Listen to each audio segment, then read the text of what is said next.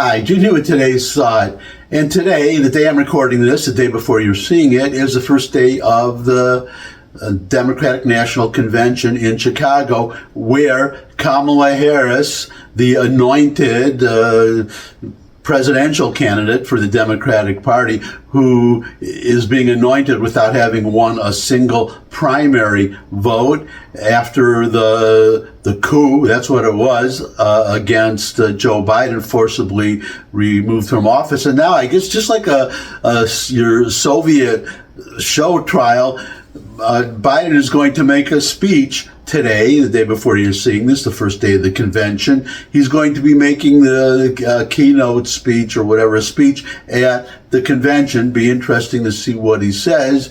He has to, well, you know, if I were Joe Biden, and I'm not, as you can probably tell, if I were he, I would be really, well, he is angry. There's no doubt about that. You would expect that, and those are the reports I've been seeing it. But I would say, on that stage, I would have, here's my prepared speech, tear it up and say, okay, let me tell you what happened.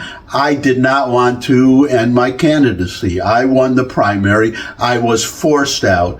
I would even go farther. I would say, well, you know, I would have said when they were arranging this coup behind the scenes, when they went to Joe Biden, I would have said, well, if you remove me, if you remove my candidacy, I will endorse, well, I'll tell the world exactly what you did, and I will endorse Donald Trump and even campaign for him if he wants me to, because this is not how this is not how we should be running elections in the 21st century. That's what I would have done, but that's me.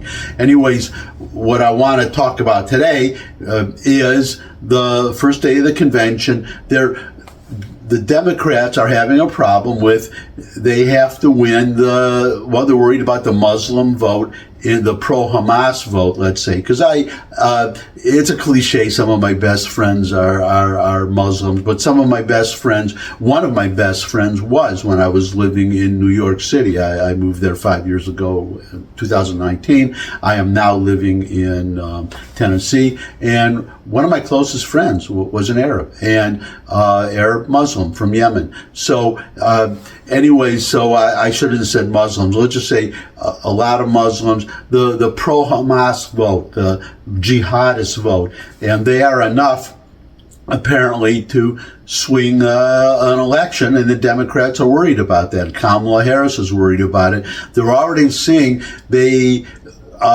thought, or they were hoping at least, that when they executed the coup against Genocide Joe, that would be the end of the story. But it turns out it's not, because, well, here's a sign. This sign is pasted on a traffic sign in Chicago.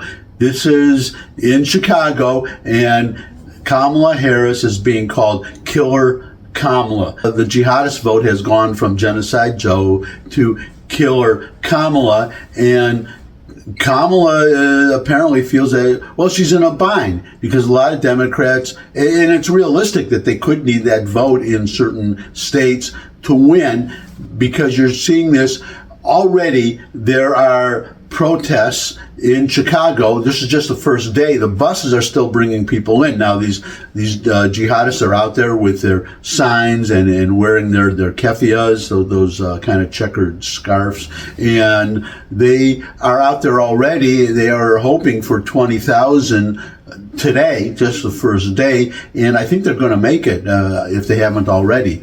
And it's still during the day. We'll have to see what happens in the evening. That's usually when you see this kind of rioting.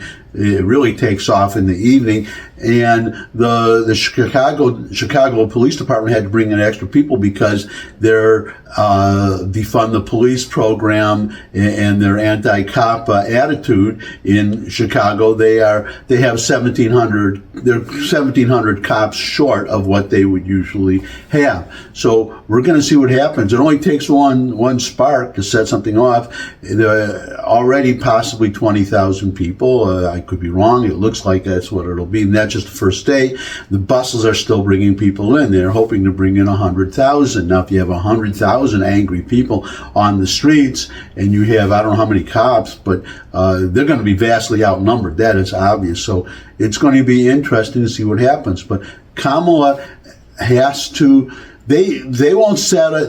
Will not settle for anything less than ending America's support for Israel completely.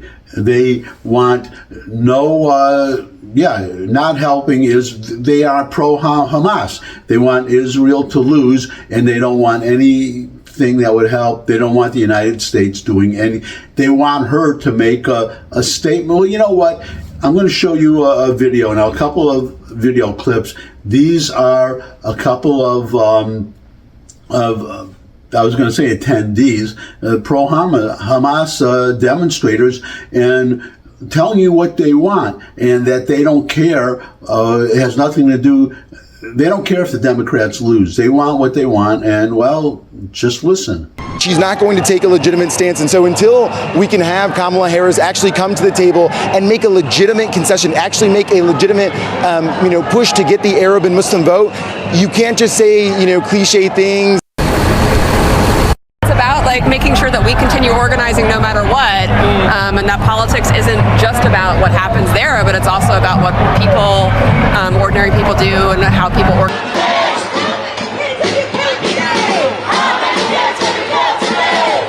I'm here today because I want the Biden-Harris administration, and I want Vice President Harris to know that there are people who are not willing to vote for her if she is going to continue to arm and fund the Israelis and participate in genocide. That's my thought for today. As you can see, the Democrats may have a problem. They have some people that will not. They're not demonstrating it like that. You didn't see that at the Republican convention. So these are not Republicans. This is not the right.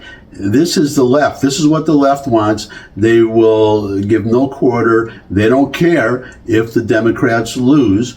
Apparently, at least you never know. They could have a deathbed conversion at the last minute and decide, well, we don't want Trump. We hate Trump more, so we'll go out and vote for him. But the way it's looking now, well, they have a problem. These are the kind of people that the Democratic Party has to deal with. And if you are a Democrat, these are the kind of people who are growing in your party and increasingly becoming influential in the party, and may someday, it's certainly possible, to become the dominant wing of the Democratic Party.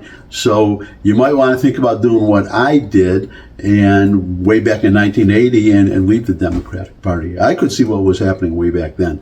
But that's it for today. As I said, that's my thought. Thanks for stopping by. If you could subscribe, that would really be great. Share this video with anyone you think would benefit from it. But most of all, come back and see me again. I would love to see all of you again. And until I do see all of you again, bye.